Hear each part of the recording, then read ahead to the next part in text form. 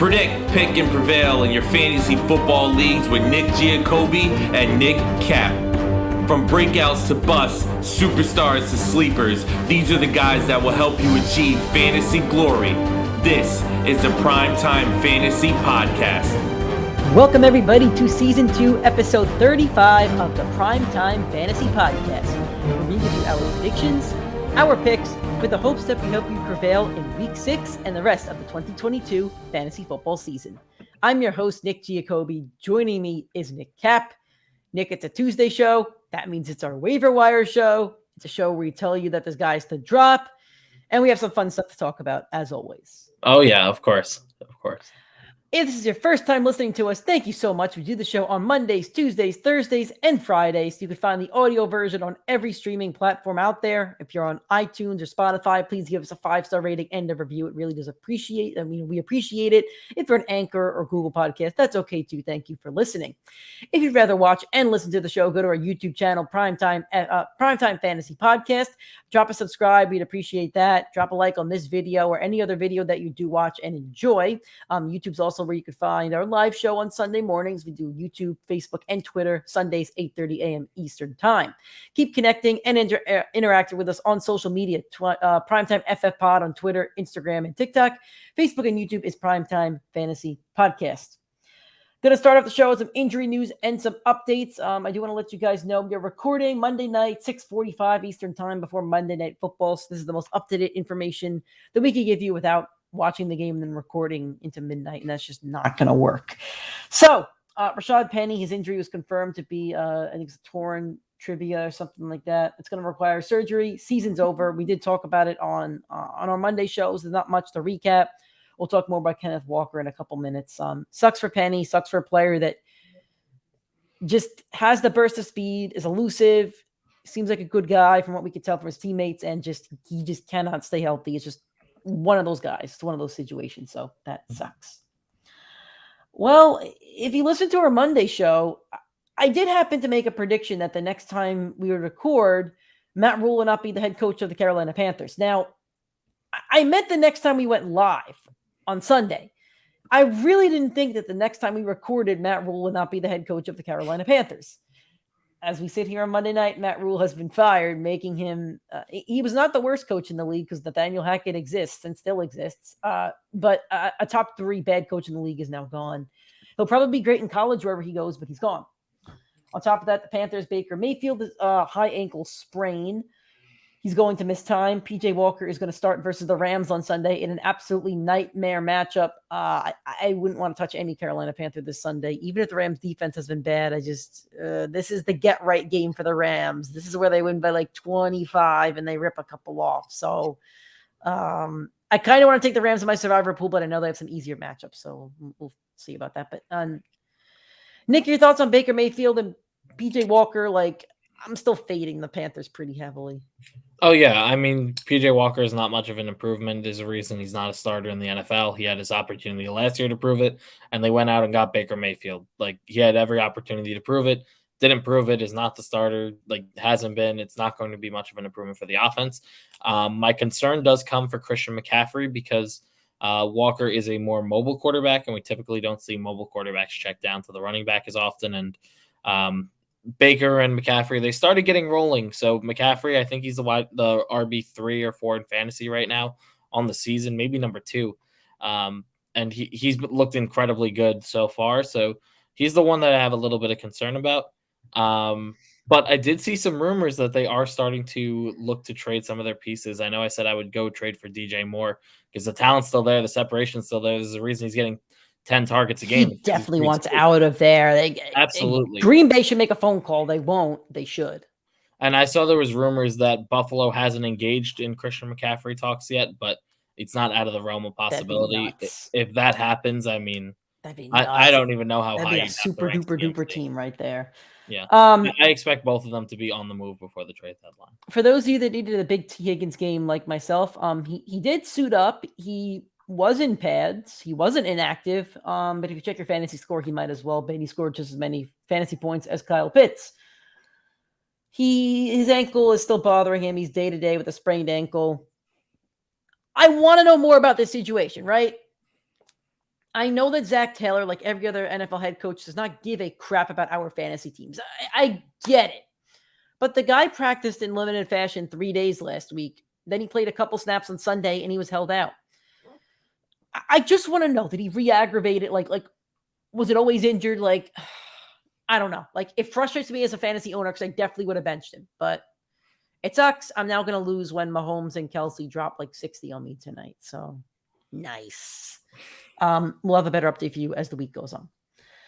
Tua Tagovailoa is still in concussion protocol. Mike McDaniel says he is not ready for football stuff yet. His other quarterback on that team, Teddy Bridgewater, is in concussion protocol. We forgot to mention this yesterday. Damian Harris exited the Patriots game with a hamstring injury, and Ramondre Stevenson looked good. Don't have an update on that, but did forget to mention it yesterday, so we're mentioning it now. Again, better injury updates will come on Thursday and Friday show, mainly Friday show, when we have the most clarity when it comes to this weekend's injuries. Let's kick it to the waiver wire. Waiver wire week 6. We'll talk about players that you need to, get off your waivers, get on your team. I think the teams on bye this week are like the Lions and somebody else. I forget. It's the Lions and somebody else. Anyway, let's talk about some guys. I don't think he's on your waiver wire. However, Jacoby Myers is only owned in 64% of leagues, which is ridiculous. I'm going to tell Nick after the show to not put Jacoby Myers in our graphic because I think he is owned in most of the leagues, but by the slight chance that he's not, he really should be. So I'm just going to note that. I completely agree. You should be number one. Yeah. That's why I'm not going to put him on the graphic, but if you are listening, to the show, if he's not rostered, he should be your number one target, I believe. Maybe Kenneth Walker, but we'll talk about him now. Kenneth Walker, only owned in 47.5% of leagues. He's probably dropped a lot in the past few weeks, especially after last week's game by Rashad Penny. And now he's going to be the Seattle running back for the rest of the year.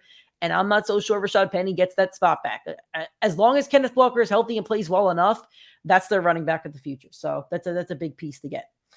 Alec Pierce on the Colts is only owned in 8.6% of leagues. Darius Slayton on the Giants, 0.2% of leagues. Taysom Hill, 11.8% of leagues. Geno Smith, 32.5%. Hayden Hurst, 25.3. It's not a big waiver week. That's kind of how we are. We're in the middle of the season, only going to be one or two guys. But Nick, who are some waiver targets that you do like this week? Number one has to be Kenneth Walker. You take your RB1s when you can get him. He's young. He had a lot of burst last week. He knocked off a big run, which gave him a good fantasy day. But in the other runs, he did look good. Like, he looked well against the New Orleans defense. It's the first time he truly got like a starting type role. So as long as Kenneth Walker is going to be the RB1 over there, and they do have some favorable matchups coming up, like he's going to be the Rashad Penny. Exactly. Like, you're going to play him if he has a good matchup. If he doesn't have a good matchup, he sits on your bench. End of story. I think Kenneth Walker, for me, would be the clear one. Number 2 is going to be Alec Pierce. He looked phenomenal in that Thursday night game. He looked like Matt Ryan. Matt Ryan trusted him. He threw to him every chance he got. Some of those balls, you had no idea how he got to him, but he came away with the completion. That just shows trust in your receiver right there. I think he's got a good rest of the season coming. We saw the hype in preseason. My number 3 would be Hayden Hurst. He's actually had a pretty good last 2 weeks, but his target share in that offense has been pretty good. Joe Burrow does look to him towards the goal line, which is kind of surprising because there is T. Higgins there. There is Jamar Chase there. But he is finding some sort of a workload there. I think he only had one bad game in the game against, of course, the best defense in football, the New York Jets. The rest of them were actually pretty solid for fantasy. The last 2 being the biggest 2. So I think he is a solid plug and play. My number 4 would be Taysom Hill. I think Taysom Hill, you could play him every single week at tight end. That's the only position he's available at ESPN. I'm sure there will be an update at some point. But it's like we saw 2 years ago. Taysom Hill was listed at tight end / quarterback. You could have played him at tight end and he was a quarterback. So it's the biggest matchup advantage you can have. It's just understand he's not going to have 4 touchdown weeks every single week. But if you're pretty much playing a guy like a Hunter Henry or Dalton Schultz at this point, it's a very good debate if you should just play Taysom Hill and hope for the 20-point game. Like, there's just as much of upside in Taysom Hill. And for number 5, we're between Geno and Darius Slayton here. I think you got to talk about the quarterback 5 on the season. I would add Geno as well if you do need the quarterback, but I can't see him maintaining this success for the rest of the year. Oh, I don't know. I get so excited to watch Geno every week now. I have hope as a football fan again. It's so much fun. I echo everything that Nick said. This isn't in the waiver segment, Nick, but Joe Burrow's the quarterback 6 at the moment, by the way, in points and average. Just want to note that one. That's cool. I'm sure Derek Carr or Patrick Mahomes will take him over tonight and exceed him, but that's cool. Mahomes will. Mahomes definitely will. Derek Carr is he's probably further down. He hasn't. Derek Carr is 30 points behind Joe Burrow. He's got a shot. He does have a shot. He does have a shot. We'll see. If Derek Carr gets 30 points, I actually win a league. Yeah, me too. A matchup. I don't think it's going to happen. But anyway, we'll talk about it in the next segment. But there's some guys that we are both high on that need to be talked about from the quarterback position. Yep. Anyway, I do echo Nick's sentiment. Kenneth Walker's got to be number one. Alec Pierce is making some noise in an offense. I'm not high on Hayden Hurst. I know Nick's a little bit higher than me. But I would go Walker, Pierce, Hill, Geno, and then a defense. I wouldn't really want to add the other guys, honestly. Anyway, again, we're in week 5 or 6 at this point. Like, your waiver wire is not going to be deep. You kind of have your roster. You could trade, but you're not going to find much gold on the waiver wire unless you're the number one waiver and something like a Kenneth Walker situation does happen. So going to stash or trash. This is where we talk about the players that you should probably drop or maybe not drop. We'll talk about it. Let's start off with, this pains me, Dalton Schultz, owned in 83.2% of leagues. I wouldn't drop him because I do think that we drafted him to be Dak's tight end, and we haven't seen it yet. We haven't. Yeah, but he has back-to-back goose eggs when he's healthy enough. He's on the field. Those are goose eggs. I wouldn't play him over Taysom Hill or Hayden Hurst up until Dak comes back. But I can't see myself. Can you roster 2 tight ends? Like, I don't know. If you drafted well enough, yes, you can. Define drafted well, though. I feel like I'd rather have a receiver or something. Would you rather have Jahan Dotson or Dalton Schultz? Dalton Schultz. Jahan Dotson's still hurt, and Diami Brown looked just as good in that role. All right. I think Schultz is very droppable at this point. I won't drop him unless I need to pick somebody up, but I think he's very droppable. Allen Robinson, 75.2. I think he's only at over double-digit fantasy points once this season. He can hit the curb. He can hit the curb. I won't be dropping him just yet because I don't have a player that I really like over him. Like the waiver wire is very thin. So I'm not saying, again, if you have a chance at Alec Pierce or Kenneth Walker, I think you have to take them. They should outscore Allen Robinson the rest of the season. What about any Jet wide receiver? I would keep Elijah Moore and I would keep Garrett Wilson. If any Jets wide receiver goes down, those two clearly get a clear upgrade.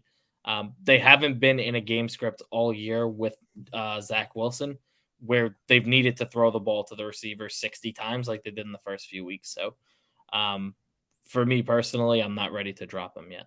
Drop those two yet. The other ones can hit the curb. Yeah. Chase Edmonds, 80.2%.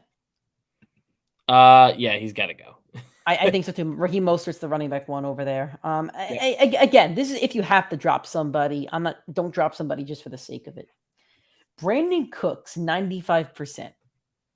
I'm not dropping him, but I'm not playing him either. I'm with you. Like my confidence for Brandon Cooks is just about the same as Allen Robinson. I don't see a reason why you should look any differently at that point. Let's ride. Russell Wilson, 90.8%, looks horrendous. You know what? I'm going to take a chance to cook this guy for a second. To timeout. Let's take a timeout here. I said there was a legacy game on the line when he played Seattle, and he played horribly, and they lost. He looked really bad the entire season, not just from a fantasy perspective, but from a quarterback perspective. Let's see, 6, 7, 8, 9, 10, 11, 12, 13. He's the quarterback 15 on the season. Derek Carr could pass him tonight. I mean, that's really bad. Like I'm just being honest, that's really bad. He's only eclipsed over 15 fantasy points twice, once against Seattle, who has the worst defense in the league, and once against Vegas, who also has a very bad passing defense. I think people are tired of the fake personality. They're tired of the Android. They're tired of the let's ride. They're tired of the bless up. Like, go out there and perform, dude. I'm just saying, like, I love him. He's still my favorite player, but like, I'm just saying he looks horrendous. With that said, I won't be dropping him, but he looks really bad, and I have no confidence playing him, like, at all. I agree. I don't feel confident playing him. I think I'd give it one more week. He's at the Chargers, and the Chargers have been absolutely horrendous on defense. So I'll give him one last shot to go prove himself as a starter.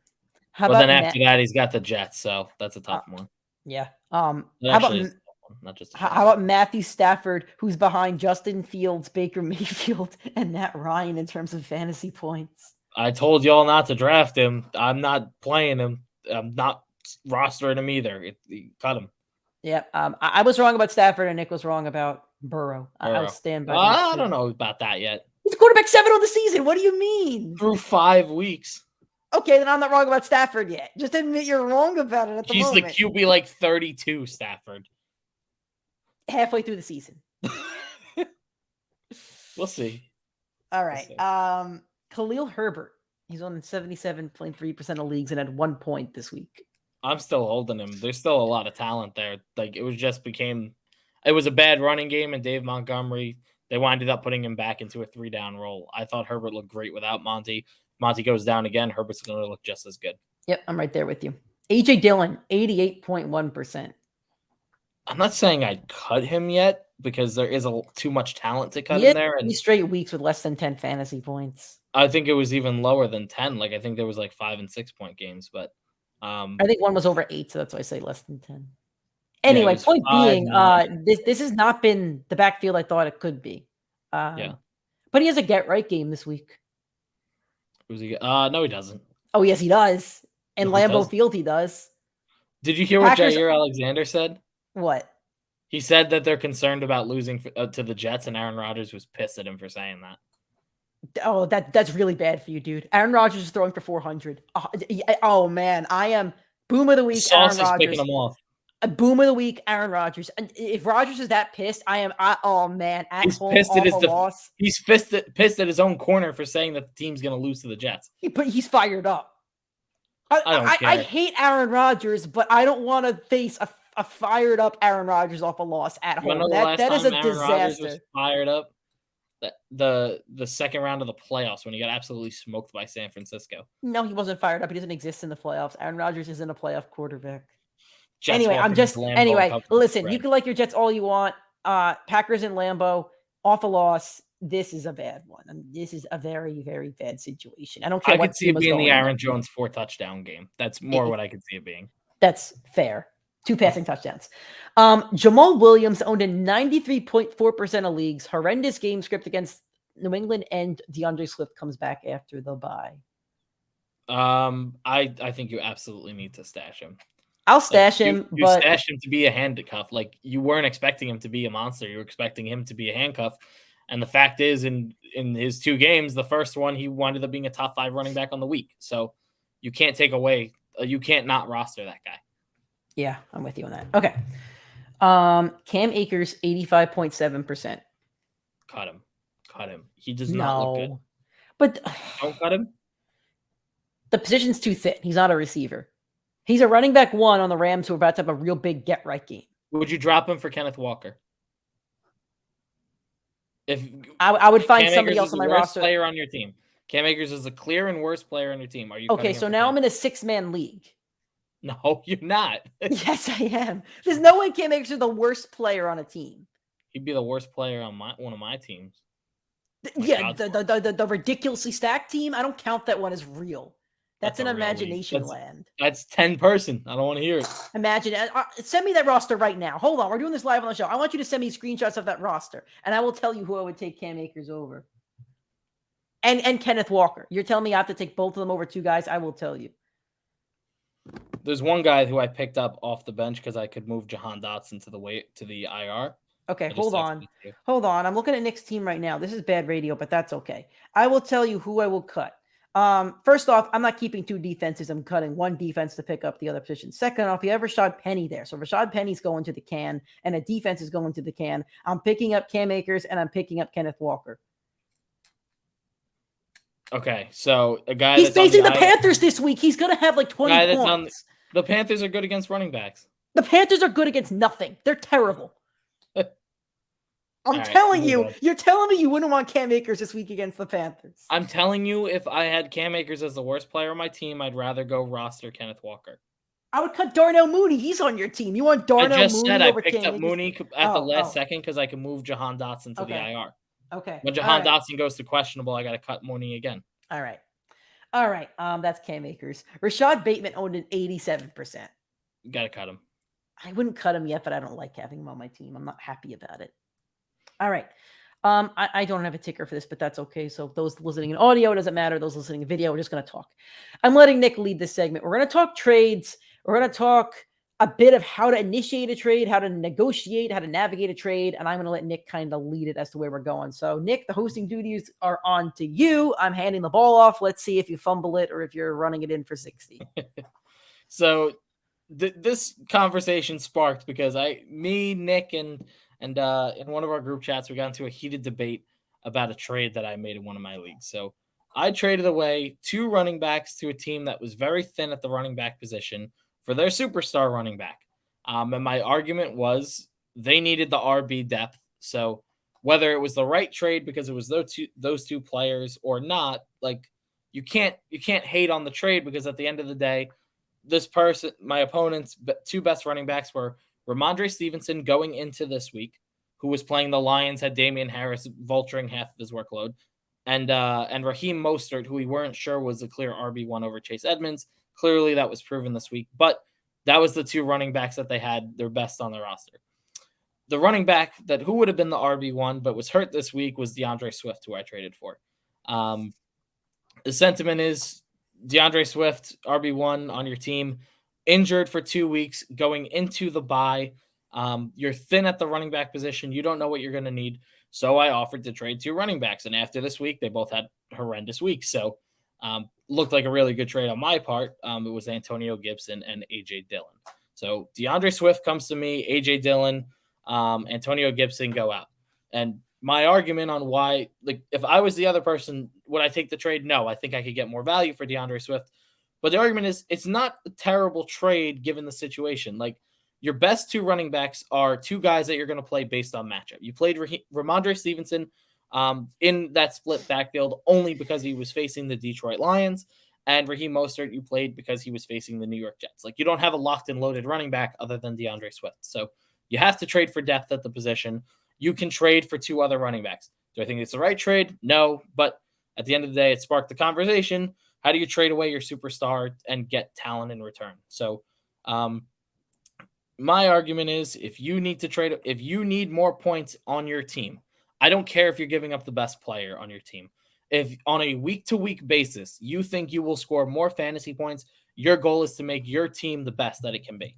You shouldn't worry about making, like, if my opponent that I traded my superstar to, their team got more, like, better than my team did, but my team, I walked away from the trade saying, all right, I'm going to go average 5 more fantasy points a game. I feel like I won the trade because at the end of the day, I traded away a player. We both win the trade. They get a superstar that's going to give them more points, and they had the depth to do it. And I need the depth because I'm playing a flex guy like a Richie James or a Romeo Dobbs who's not executing every week. I get the sentiment. I understand it. I personally would never trade a guy that I drafted in my first 2 rounds for unproven flex guys. And this will haunt me forever. I was in a league maybe 8 years ago now, 7 years ago, and I traded Antonio Brown, who was my first round pick, for Demaryius Thomas and somebody else. And I think the rest of the season, Demaryius Thomas maybe averaged 10 points. And the other guy was on my bench. And here's AB going 15, 20 a week. I think that's where my problem comes in is when it comes to trading for depth. So, for example, I want to use me as an example. I have a lot of depth on a couple teams, and I've been trying to unload that depth. So let me talk about one team where I tried to unload some depth. My starting wide receivers are T. Higgins, Cooper Kupp, and Cortland Sutton. It's pretty good, I think. Then I have DeAndre Swift, right? So I'm pretty set right there. Now here comes my depth. Marquise Brown, Jeff Wilson, Dameon Pierce, Travis Etienne, and Melvin Gordon. I also have Jacoby Myers. I should mention that. I've been trying to trade 2 of those depth guys for a starting running back or something. Maybe a guy who hasn't been producing. Maybe an Aaron Jones. And I don't think that's unfair. Marquise Brown has been a top 10, 15 wide receiver on the year. Maybe I package him with a guy like Melvin Gordon, who's now the starter over there, or maybe I package him with, a Jeff Wilson, who's been the starter. I think that's a more fair trade because it's proven. I don't think Marquise Brown goes anywhere. And Melvin Gordon, I truly believe this, I think, is going to be the starter. I did try to trade for him in our league. My trade partner didn't want to make the trade. I did want to trade for Melvin Gordon in a league. I don't think he's going anywhere as bad as that Broncos team is. So I think when it comes to depth trades, I think you have to be a little bit more careful. Not you per se, but I think if you are trading your star player for depth, I think you have to be really calculated and careful with who you're trading for and what the downgrade is, because you are downgrading at one position. You need to be calculated about it. If I have Aaron Jones, would I downgrade to get Melvin Gordon and a receiver? I don't think that's a terrible trade because I don't think you're getting much worse from Melvin Gordon. Now you're not trading McCaffrey, but unless you have Christian McCaffrey or maybe one or two other running backs, I'm not seeing much of a downgrade to guys like Melvin Gordon. And I'm just using him as a blanket statement right here. But I think just the negotiation between trading for depth or not, you have to be a little bit more careful when it comes to that. I got offered a trade last week, Deontay Johnson for Chase Edmonds and another player that I just have been bashing on this podcast. And I'm like, well, Chase Edmonds doesn't help me because he's not even the running back one over there. Raheem Mostert, though, that's a depth trade. I think you could trade for Raheem Mostert. I think he's the running back one over there. And until he gets hurt, or if he gets hurt, I don't think that he exits that role. So, and it's your job as the manager to find out what you want to do exactly. So I think that's where I kind of land on this, I guess. So here's what I'll also add as context for the person I traded to. So like I said, if I were this owner, this would not have been the trade I would have accepted, but I would have traded DeAndre Swift. You have an injury-prone running back. The other running back on their team was Javonte Williams, who is now down for the year. So you lost Javonte Williams. DeAndre Swift has appeared to be extremely injury-prone, not just this year, but in his entire career has had an injury history. And you go to Raheem Mostert, who's now the RB1 on your team, who has an extensive injury history. And Ramondre Stevenson, who doesn't have any, but was in a split backfield up until this week, up until the trade was made. So for me personally, if I was them, I would have countered the offer and I would have said, give me Breece Hall or Dameon Pierce and one of those other running backs.